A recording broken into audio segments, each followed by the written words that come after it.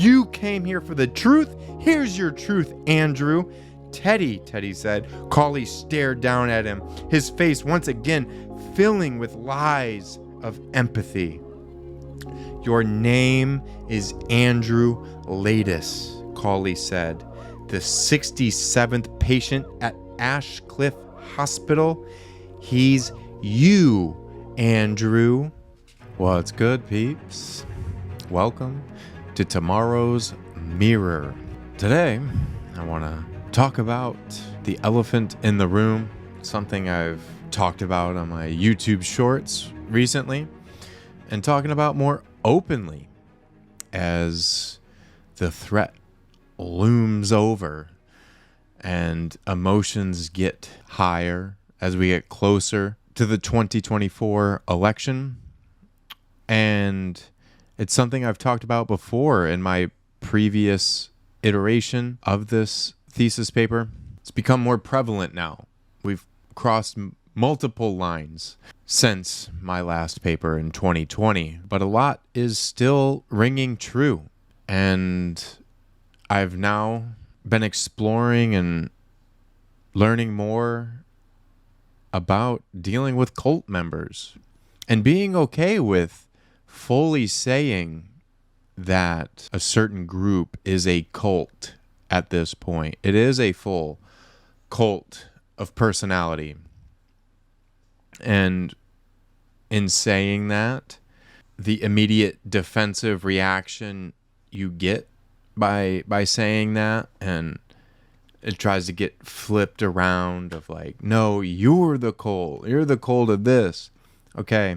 And I was convinced that it was a cult after January 6th. And then seeing it continue and going to the courthouse for the first day of Donald Trump's trial, looking in the eyes of people that were still supporting him, believing every word. Everything is fake to them. Any story that they don't like, fake. Do you know anybody in your life that is right 100% of the time, that is perfectly infallible? He's never done anything wrong, ever. The mental gymnastics that you have to do at this point to defend and continue to defend. People unwilling to admit that they were wrong. Look how many people are currently sitting in jail because of his lies. How many lawyers have been disbarred because of his lies? Fox News had to pay the largest defamation lawsuit in history because of his lies. And they are that. A lie is knowing that you are misconstruing facts, that you are knowing the difference. So you're privately texting what you know to be true and then going on your show and saying something else. That is a lie. And we need to be more open about calling this a cult, because cults get progressively worse. And when I look back at my paper in 2020, and what I don't like to do is to fearmonger, falling down the trap of what ifs. I like to look at the track record to that point. And that's what I did in 2020. I was putting the pieces together and saying that we were in this storm. It is laying the foundation for something to happen. That he, in his speeches, is stoking violence. And the hateful rhetoric is being reiterated by people who commit crimes. People who are attacking Mexican Americans because of what Trump has said about undocumented migrants. His words matter. His words carry weight, especially with people who believe every word he says. Going to Nancy Pelosi's house with a hammer. Another man cutting off the head of his own father because of what he believed was happening in the deep state. Cults have this boogeyman. Jim Jones would tell people that there's CIA and everything in the bushes and the jungle, and they're going to come get you. They're going to get you. They're going to get you. And there's this apocalyptic moment coming that Kamala Harris is going to come after you, and the use of the word lawfare and how quickly they're able to parakeet him He starts calling Kamala Harris Commie Kamala, and I'm seeing it in my comments the next day. Everything is fake. That's the argument that they take. Everything is fake. You just get your news from CNN. How do you know I get my news from CNN if you yourself don't watch CNN? Oh, I don't watch CNN. Then how do you know what they say? Down is up, up is down. Whatever you say, I'm going to say the opposite because you are outside the cult. And as long as you are outside the cult, as long as you are perceived as other, no matter what you say, I may even agree with it, but my group doesn't. I like Bud Light. Oh, well, this week we can't like Bud Light. I actually go to Planet Fitness. Well, this week we hate Planet Fitness. Fake outrage. It's absurd. Anyone who steps out of line, they mentally bash and just attack. Mike Pence's of the world, Michael Cohen, they're the best people alive until they step out of line. And then it's attack. Mike Pence is a rhino. Oh, he was a liberal. Really? A man who was a lifelong Republican is a rhino? Republican in name only? Versus someone who became a Republican after he saw who picked up his birther movement, who before that was a Democrat and was desperate to be accepted by those Democrats. And when he wasn't, he found who he could manipulate. And it's easier to trick someone than it is to tell them they've been tricked. I've been in a lot of these arguments online. I try to have an honest debate with others, trying to reach out. And that's a genuine effort that I'm trying to make. And it is mentally taxing. They may ask questions. They ask me questions and demand that I answer their questions. And 9 times out of 10, those questions have nothing to do with the topic. They are just deflecting to something that they have the mental capacity to talk about because they can't defend a point. So they deflect. Where's Hunter? What does Hunter Biden have to do with Kamala Harris? Please give me that mental gymnastic. These comments are so off the wall, purposefully so. They don't want to have a conversation. As much as you try, have to try to find common ground. And I liked how that is one of the points. I was trying that before this definition of trying to find some kind of common ground. Can we at least say that the sky is blue? And I swear, if Trump were to say that the sky was green, they would be online arguing that the sky is green. How far are they willing to go? That's my question that's lingering. Not to fearmonger, it's to ask, how far are they willing to go? And he is encouraging more January 6th by saying that they're hostages. Hostages? Really? Using the word of lawfare? He's a 34-time convicted felon who defamed E. Jean Carroll after he sexually abused her, who's committed years of fraud to the point that no American bank will touch him. And when I say that, and when I ask that to people, they then say that the entire banking system is corrupt. So it was fine until they went after your cult leader. Then everything's corrupt. The justice system, it's back the blue, back the blue, back the blue. But as soon as the blue comes after you and says you cannot come to the Capitol and deface it, broken ribs, broken spines. Again, nothing makes sense inside of a cult. To try to rationalize their reasoning for any argument that they have is a moot point. Again, mental gymnastics. So I just want to go over this definition of a cult, and I want to then come back to this analogy that I've been exploring for years in talking about the social media user and how they allegorically aligned with the character inside of Shutter Island. I think allegories are a great way to discuss topics, and looking at the social media user, and specifically now those that are still inside the cult, of trying to reach them, trying to be that doctor at the end of the movie who's trying to reach his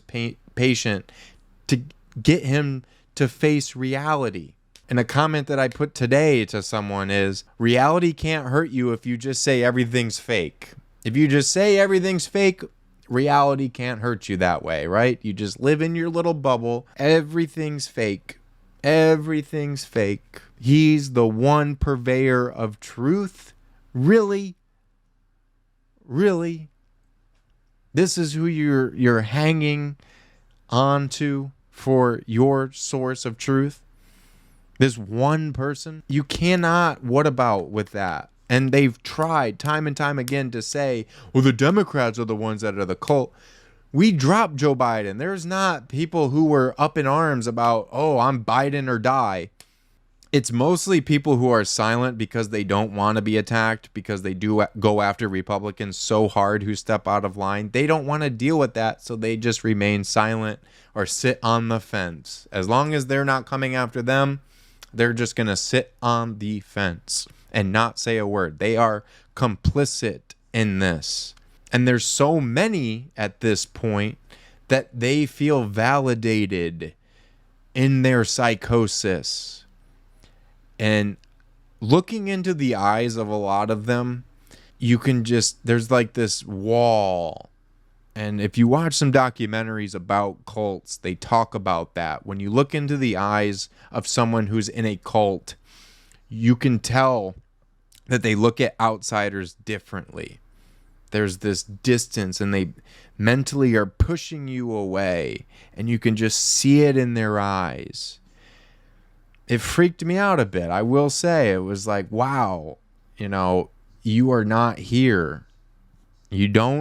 We could both see the same footage, and if he tells you to see it a certain way, that's how you are going to see it.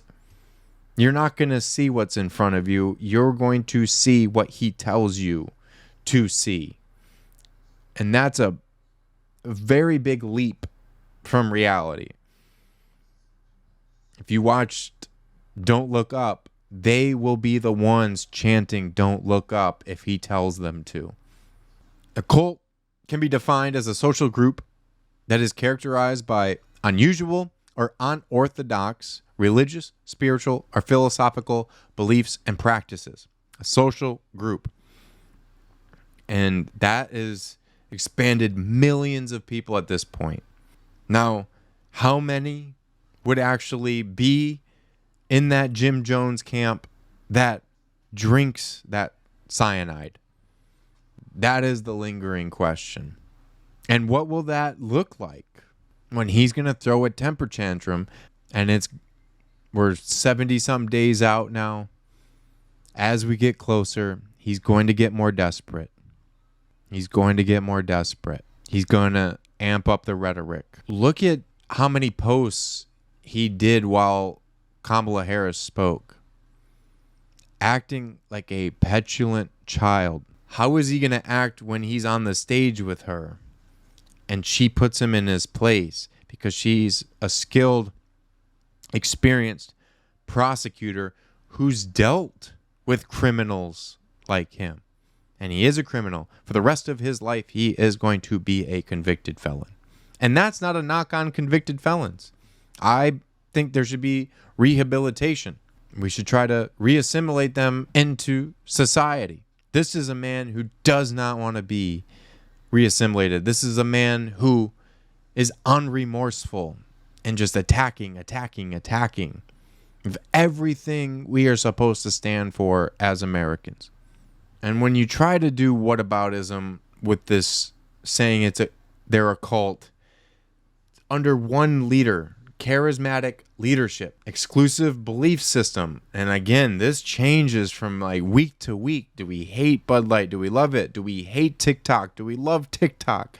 Where do we stand? It's constantly changing because he doesn't stand for anything other than himself. It's a level of narcissism on a public stage we've never seen before in modern history. And isolation. And that comes with that look in the eye, that isolating factor. And to think that, Democrats are the worst thing walking this planet. And a good example of that is when people now who are in this cult are asked if they would prefer Putin over Biden. And this is supposed to be Reagan's party. How we've gone from Reagan going against the USSR to now saying that Putin at least loves his country. What? Totalitarian control. They have been warmed up and primed for totalitarian control because they think that is strength. That's strong. They want what they perceive as a strong leader, but he is weak. Weak. You think someone that whines that much, who goes on a social media tirade like that, is strong because he's tweeting at people? You think that's strong? That's weak. Exploitation. Members of cults are frequently exploited for the benefit of the leader. Need shoes? Need an NFT? Need a Bible? Overpriced? All overpriced. How about that talking fish thing? What else can he grift? People were giving their entire checks to Jim Jones. They're going to do the same here. And most of it now is going to his lawyers. Oh, all the court cases are fake. Well, you know what's real? Are those lawyer bills he's having to pay every month. Millions and millions and millions of dollars. Guilty, guilty, guilty, guilty, guilty. He had to sit there 34 times. Guilty. And when it comes time to actually say something when it matters, he's dead quiet. And then he comes out of the courtroom and just throws shit at the wall. And in a cult, absolute loyalty or nothing. And as soon as you step out of line one time, you're done. You're worthless. You go from, I hire the best people, only the best. And as soon as they realize who they're working for, and if they have any self-respect, any realization of who they are and what they're supposed to stand for, and they realize he is none of those things, and they separate themselves, they are done. They are nothing. And no matter what he says, he disrespects the Medal of fucking Honor. The Congressional Medal of Honor saying the Presidential Medal of Freedom is better because people who've received the Medal of Honor have been injured or killed. That is so disrespectful. If you take away who said such a thing, if you were to tell people in this cult the quote itself without saying where it came from, it would piss them off. But as soon as you say it came from Trump, they justify it immediately. Absolute loyalty to their one charismatic leader. No matter what he says, they will justify it every single time. No matter what. It's either fake or they'll rationalize it somehow. Opposition to critical thought. Cults typically discourage critical thinking. And looking at my comments on YouTube Shorts, that cannot be more true. And the funny thing is, when I was posting these, I purposely didn't say anything about politics. But they knew what was being said because they know, deep down, they know that it's cultish. They won't admit it. But when I'm just simply reading a definition of a cult and you are jumping to conclusions, what does that say? What does that tell you? Critical thinking. 1 plus 1 equals 2. But if he says it equals pi, they'll believe it. Whatever he says. And if you disagree, fake news. And I've also turned to ChatGPT to ask how to deal with cult members. I have some in my family, people I've had to cut off. And apparently that's not a good tactic to use because that pushes them further into the cult. You got to keep being persistent and patient. It's very difficult. They make it very difficult. It's very mentally taxing. So I want to read now and how I'm approaching this. So I said teacher, student. It's also, I don't want to say doctor, patient because I'm not a doctor. Allegorically, I am trying to be Dr. Sheehan here. I'm trying to be Dr. Cawley here. And if you've seen the movie, Leonardo DiCaprio is this character who thinks his name is Edward Daniels, Teddy Daniels, but his real name is Andrew Latis. And he's convinced of this. And he's convinced himself of this because of a tragedy in his life that made him want to separate from reality. And with a lot of people that are in this cult that I'm talking about here, have had their own level of tragedy. 2008, that financial crisis was tragic. We're seeing the effects of late-stage capitalism. And I say it again, my view in this is not against any one individual in this cult. When I'm having these discussions with people and I see it as dialogue, there's some lines that I will write in replies that I may not have written otherwise. So for me, it's more writing material that I'm copying and pasting and putting in my notes that I want to put in my next book. But they are getting genuinely mad because they have low emotional intelligence. Because again, their environment has failed them in teaching how to deal with emotions, how to approach social media. We need to talk about the happiness deficit and how this happiness deficit has increased with our financial deficit. So it's trying to find some common ground to realize that we outnumber that we can affect change, that we are only as strong as our weakest link, that if we do stop talking to each other, if we do stop having dialogue, that's when it gets worse. So again, I like allegories. This is Shutter Island. Definitely check it out. This book has been through some things. I've read this multiple times. Love it. Dennis Lehane also wrote Mystic River. Excellent writer. There will be some spoilers, but how I see it is you can never spoil a movie. You can never spoil a book. It's still a joy. It's still an experience. It's a great movie by Martin Scorsese. Leonardo DiCaprio's in it. Great movie. Mark Ruffalo. I've watched the movie as much as I've read the book. I've written extensively about how I see this allegory with the social media user.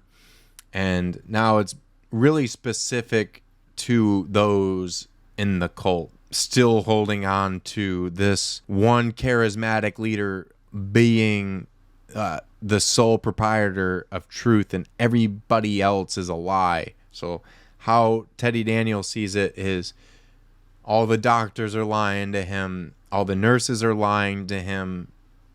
He knows this truth, but he has dissociative identity disorder. And that's what a lot of people have when they are going onto social media. They've allowed this tool to use them instead of using the tool.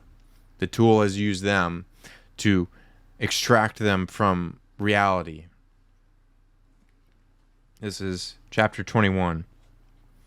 The walls behind Cawley were covered and pink bed sheets, their corners fastened by wrinkled strips of tape. On the table in front of him were several folders, a military issue field radio, Teddy's notebook, Latiss's intake form, and Teddy's suit jacket. Propped on the seat of a chair in the corner was a reel-to-reel tape recorder, the reels moving. A small microphone sitting on top and pointing out at the room. Directly in front of Cawley was a black, leather-bound notebook. He scribbled something in it and said, "Take a seat." "What did you say?" "I said, take a seat." "Before that, you know exactly what I said." Teddy brought the rifle down from his shoulder, but kept it pointed at Cawley and entered the room. Cawley went back to scribbling. "It's empty." "What?" "The rifle. It doesn't have any bullets in it. Given all your experience with firearms, how could you fail to notice that?" Teddy pulled back the breech and checked the chamber. It was empty. Just to be sure, he pointed at the wall to his left and fired, but nothing for his effort but the dry click of the hammer. "Just put it in the corner," Cawley said. Teddy laid the rifle on the floor and pulled the chair out from the table, but didn't sit in it. "What's under the sheets?" "We'll get to that. Sit down. Take a load off. Here." Cawley reached down to the floor, came back up with a heavy towel and tossed it across the table to Teddy.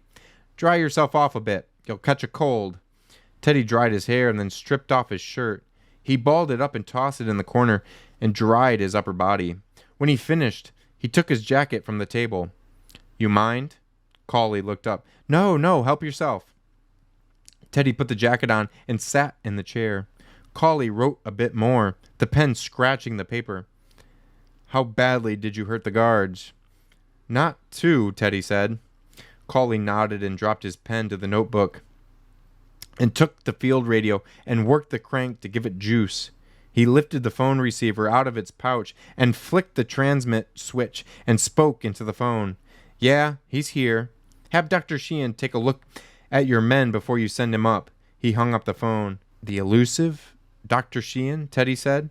Cawley moved his eyebrows up and down. "Let me guess. He arrived on the morning ferry?" Cawley shook his head. "He's been on the island the whole time." "Hiding in plain sight?" Teddy said. Cawley held out his hands and gave a small shrug. "He's a brilliant psychiatrist, young but full of promise. This was our plan, his and mine." Teddy felt a throb in his neck just below his left ear. "How's it working out for you so far?" Cawley lifted a page of his notebook, glanced at the one underneath, then let it drop from his fingers. "Not so well. I'd had higher hopes." He looked across at Teddy, and Teddy could see in his face what he'd seen in the stairwell the second morning and in the staff meeting just before the storm. And it didn't fit with the rest of the man's profile, didn't fit with this island, this lighthouse, this terrible game they were playing. Compassion. If Teddy didn't know any better, he'd swear that's what it was. Teddy looked away from Cawley's face, looked around at the small room, those sheets on the walls. "So, this is it?" "This is it," Cawley agreed. "This is the lighthouse, the holy grail, the great truth you've been seeking. Is it everything you hoped for and more?" "I haven't seen the basement." "There is no basement. It's a lighthouse." Teddy looked at his notebook, lying on the table between them. Cawley said, "Your case notes, yes? We found them with your jacket in the woods near my house. You blew up my car." Teddy shrugged. "Sorry. I loved that car." "I did get that feeling, yeah. I stood in that showroom in the spring of '47, and I remember thinking as I picked it out, 'Well, John, that box is checked off. You won't have to shop for another car for 15 years at least.'" He sighed. I so enjoyed checking off that box. Teddy held up his hands. Again, my apologies. Collie shook his head. Did you think for 1 second that we'd let you get to that ferry? Even if you'd blown up the whole island as a diversion, what did you think would happen? Teddy shrugged. You're one man, Collie said, and the only job anyone had this morning was to keep you off that ferry. I just don't understand your logic there. Teddy said, it was the only way off. I had to try. Collie stared at him in confusion and then muttered, Christ, I loved that car, and looked down at his own lap. Teddy said, you got any water? Collie considered the request for a while, and then turned his chair to reveal a pitcher and 2 glasses on the windowsill behind him. He poured each of them a glass and handed Teddy's across the table. Teddy drained the entire glass in one long swallow. Dry mouth, huh? Collie said. Settled in your tongue like an itch you can't scratch no matter how much you drink? He slid the pitcher across the table and watched as Teddy refilled his glass. Tremors in your hands. Those are getting pretty bad. How's your headache? And as he said it, Teddy felt a hot wire of pain behind his left eye that extended out to his temple and then went north over his scalp and south down his jaw. Not bad, he said. It'll get worse. Teddy drank some more water. I'm sure. That woman doctor told me as much. Collie sat back with a smile and tapped his pen on his notebook. Who's this now? Didn't get her name, Teddy said, but she used to work with you. Oh? And she told you what, exactly? She told me the neuroleptics took 4 days to build up workable levels in the bloodstream. She predicted the dry mouth, the headaches, the shakes. Smart woman. Yup. It's not from neuroleptics. No? No. What's it from then? Withdrawal, Collie said. Withdrawal from what? Another smile, and then Collie's gaze grew distant, and he flipped open Teddy's notebook to the last page he'd written, pushed it across the table to him. That's your handwriting, correct? Teddy glanced down at it. Yeah? The final code? Well, it's code, but you didn't break it. I didn't have the chance. Things got a bit hectic, in case you didn't notice. Sure, Collie tapped the page. Care to break it now? Teddy looked down at the 9 numbers and letters. 13M, 21U, 25Y, 18R, 1A, 5E, 8H, 15O, 9I. He could feel the wire poking the back of his eye. I'm not really feeling my best at the moment. But it's simple, Collie said. 9 letters. Let's give my head a chance to stop throbbing. Fine. Withdrawal from what? Teddy said. What did you give me? Collie cracked his knuckles and leaned back into his chair with a shuddering yawn. Chlorpromazine. Chlorpromazine. It has its downsides. Many, I'm afraid. I'm not too fond of it. I'd hoped to start you on impramine before this latest series of incidents, but I don't think that will happen now. He leaned forward. Normally, I'm not a big fan of pharmacology, but in your case, I definitely see the need for it. Imipramine? Some people call it tofranil. Teddy smiled. And chloropromazine, Collie nodded. Chloropromazine. That's what you're on now. What you're withdrawing from. The same thing we've been giving you for the last 2 years. Teddy said, the last what? 2 years. Teddy chuckled. Look, I know you guys are powerful. You don't have to oversell your case, though. I'm not overselling anything. You've been drugging me for 2 years. I prefer the term medicating. And what? You had a guy working in the U.S. Marshal's office? Guy's job was to spike my Joe every morning? Or maybe, wait, he worked for the newsstand where I buy my cup of coffee on the way in. That would be better. So for 2 years, you've had someone in Boston slipping me drugs? Not Boston, Cawley said quietly. Here. Here? He nodded. Here. You've been here for 2 years. A patient of this institution. Teddy could hear the tide coming in now, angry, hurling itself against the base of the bluff. He clasped his hands together to quiet the tremors and tried to ignore the pulsing behind his eye, growing hotter and more insistent. I'm a U.S. Marshal, Teddy said. Were a U.S. Marshal, Cawley said. Am, Teddy said. I am a federal marshal with the United States government. I left Boston on Monday morning, September the 22nd, 1954. Really? Cawley said. Tell me how you got to the ferry. Did you drive? Where did you park? I took the subway. The subway doesn't go out that far. Transferred to a bus.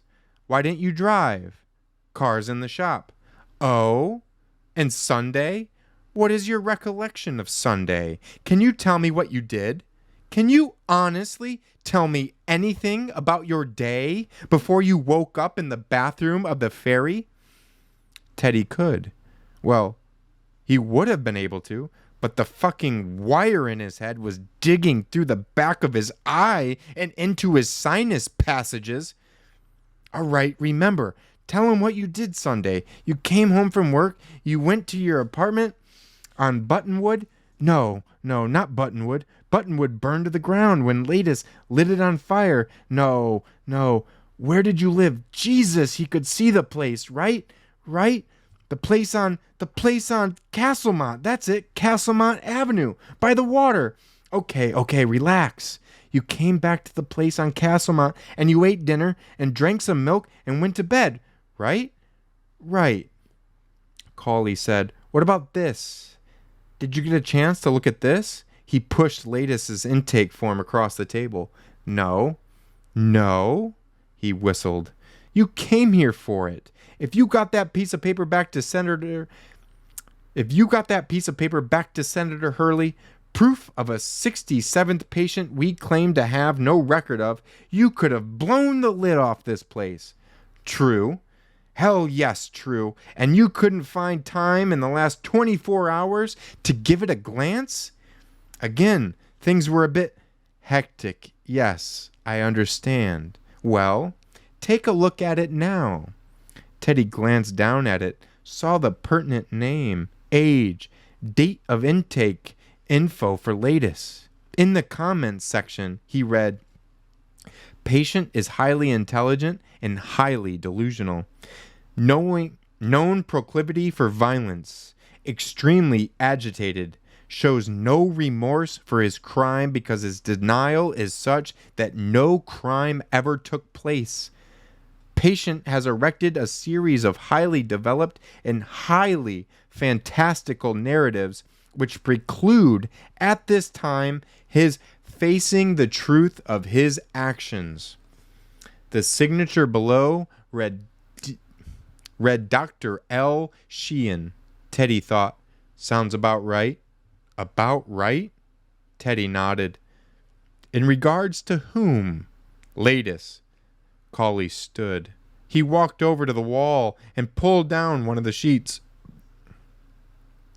4 names were written there in block letters 6 inches high. Edward Daniels. I'll show this. Edward Daniels, which scrambled up, becomes Andrew Latest. Then you've got Rachel Solando, comes Dolores Chanel. Teddy waited, but Cawley seemed to be waiting too, neither of them saying a word for a full minute. Eventually Teddy said, you have a point, I'm guessing. Look at the names. I see them. Your name, patient 67's name, the missing patient's name, and your wife's name. Uh-huh, I'm not blind. There's your rule of 4, Cauley said. How so? Teddy rubbed his temple hard, trying to massage that wire out of there. Well, you're the genius with code. You tell me. Tell you what? What do the names Edward Daniels and Andrew Ladis have in common? Teddy looked at his own name and Ladis's for a moment. They both have 13 letters. Yes, they do, Cauley said. Yes, they do. Anything else? Teddy stared and stared. Nope. Oh, come on. Cauley removed his lab coat, placed it over the back of his chair. Teddy tried to concentrate, already tiring of this parlor game. Take your time. Teddy stared at the letters until their edges grew soft. Anything? Cauley said. No, I can't see anything. Just 13 letters. Cauley whacked the names with the back of his hand. Come on! Teddy shook his head and felt nauseated. The letters jumped. Concentrate. I am concentrating. What do these letters have in common? Cauley said. I don't. There are 13 of them. 13. What else? Teddy peered at the letters until they blurred. Nothing. Nothing? Nothing, Teddy said. What do you want me to say? I can't tell you what I don't know. I can't. Cauley shouted it. They're the same letters. Teddy hunched forward, tried to get the letters to stop quivering. What? They're the same letters. No. The names are anagrams for each other. Teddy said it again. No. No. Cauley frowned and moved its hand across the line. Those are the exact same letters. Look at them. Edward Daniels, Andrew Ladis, same letters. You're gifted with code, even flirted with becoming a code breaker in the war. Isn't that right? Tell me that you don't see the same 13 letters when you look up at those two names. No. Teddy rammed the heels of his hands against his eyes, trying to clear them or blot them out of the light. He wasn't sure. No, as in they're not the same letters, or no, as in you don't want them to be the same letters. They can't be. They are. Open your eyes. Look at them. Teddy opened his eyes but continued to shake his head, and the quivering letters canted from side to side. Cauley slapped the next line with the back of his hand. Try this then. Dolores Chanel and Rachel Solando. Both 13 letters. You want to tell me what they have in common? Teddy knew what he was seeing, but he also knew it wasn't possible. No, can't grasp that one either. It can't be. It is, Cauley said. The same letters again. Anagrams for each other. You came here for the truth. Here's your truth, Andrew. Teddy said. Cauley stared down at him, his face once again filling with lies of empathy. Your name is Andrew Ladis, Cauley said. The 67th patient at Ashcliff Hospital. He's you, Andrew. Chapter 22. Bullshit! Teddy screamed it, and the scream rocketed through his head. Your name is Andrew Ladis, Cauley repeated. You were committed here by court order 22 months ago. Teddy threw his hand at that. This is below even you guys. Look at the evidence. Please, Andrew, you don't call me that. Came here 2 years ago because you committed a terrible crime, one that society can't forgive, but I can. Andrew, look at me. Teddy's eyes rose from the hand Cauley had extended, up the arm and across the chest and into Cauley's face. The man's eyes brimming now with that false compassion, that imitation of decency.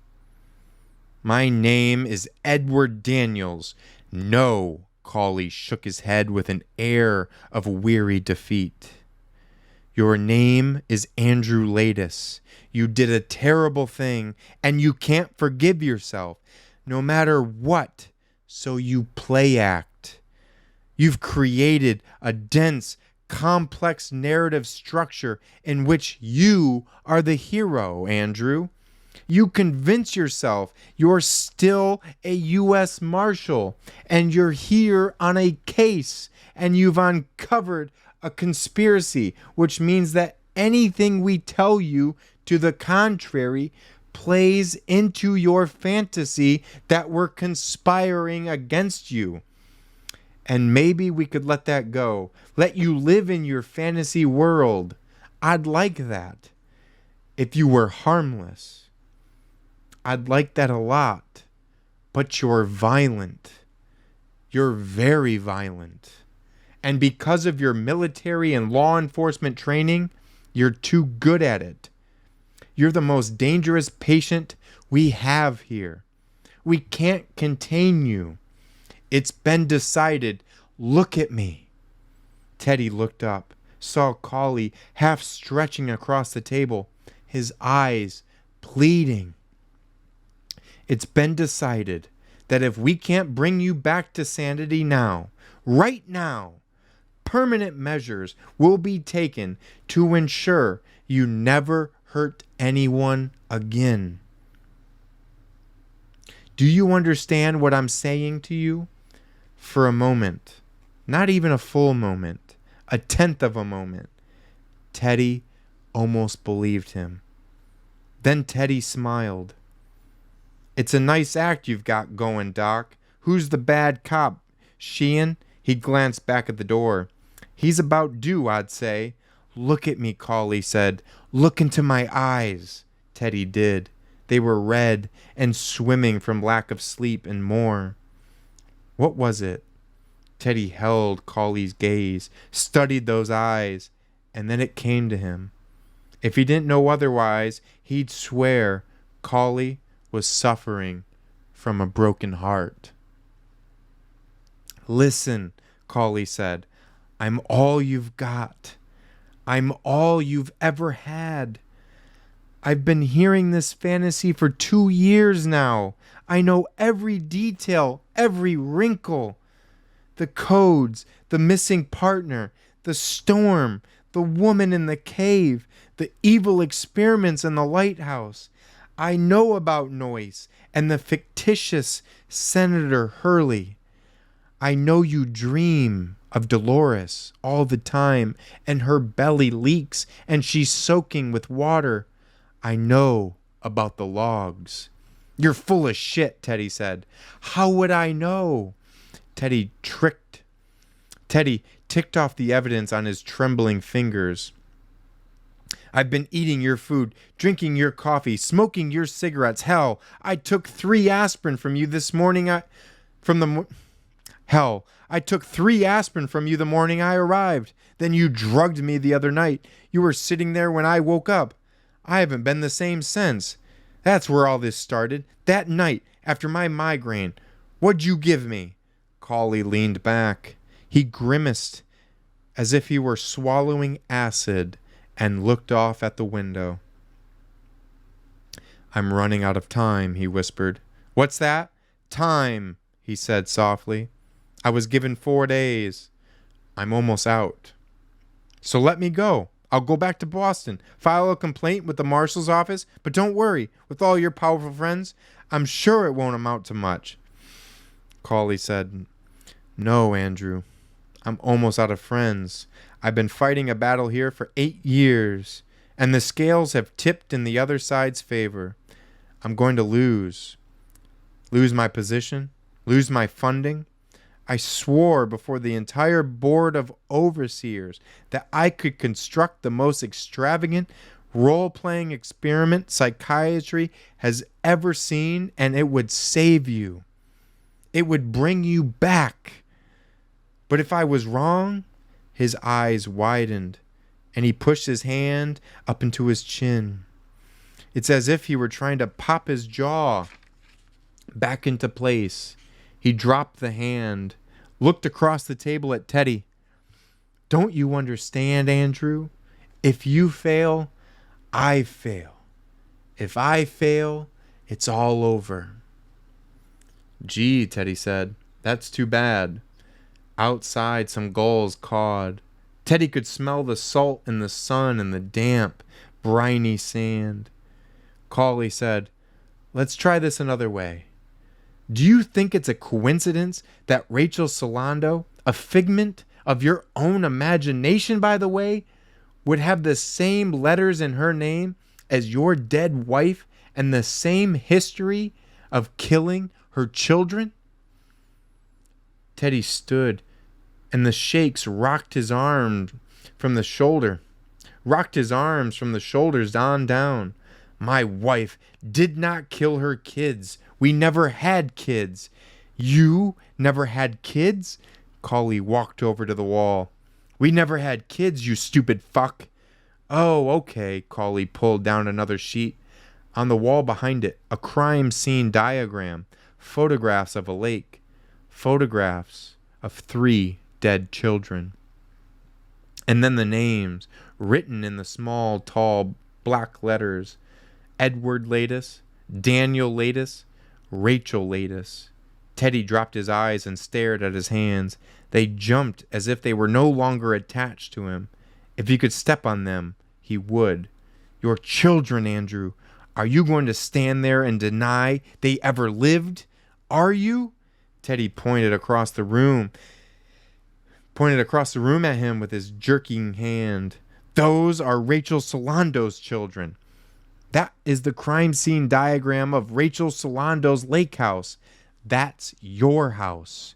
You went there because the doctors suggested it for your wife. You remember? After she accidentally set your previous apartment on fire? Get her out of the city, they said. Give her a more bucolic setting. Maybe she'd get better. She wasn't ill. She was insane, Andrew. Stop fucking calling me that. She was not insane.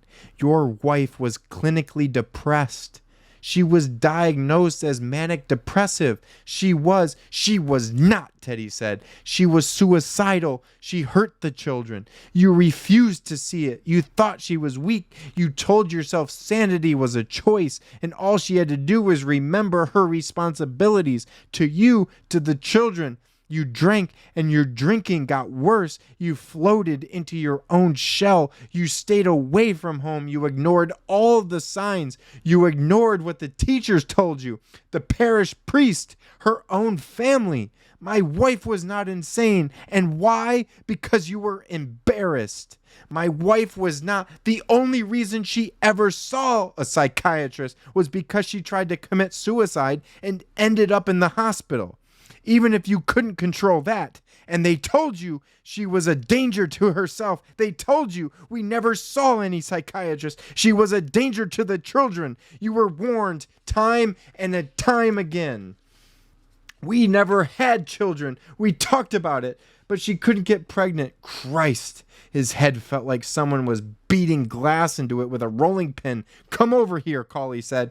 Really, come up close and look at the names on these crime scene photos. You'd be interested to know. You can fake those. You can make up your own. You dream. You dream all the time. You can't stop dreaming, Andrew. You've told me about them. Have you had any lately with the 2 boys and the little girl? Huh? Has the little girl taken you to her headstone? You're a bad sailor, Andrew. You know what that means. You know what that means? It means you're a bad father. You didn't navigate for them, Andrew. You didn't save them. You want to talk about the logs, huh? Come over here and look at them. Tell me they're not the children from your dreams. Bullshit. Then look. Come here and look. You drug me. You killed my partner. You say he never existed. You're going to lock me up here because I know what you're doing. I know about the experiments. I know what you're giving schizophrenics. Your liberal use of lobotomies. Your utter disregard for the Nuremberg Code. I am fucking onto you, doctor. You are? Cauley leaned against the wall and folded his arms.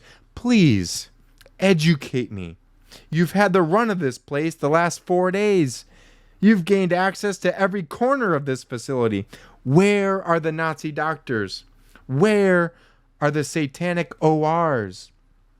He walked back over to the table and consulted his notes for a moment. Do you still believe we're brainwashing patients, Andrew? Implementing some decades-long experiment to create? What did you call them once? Oh, here it is.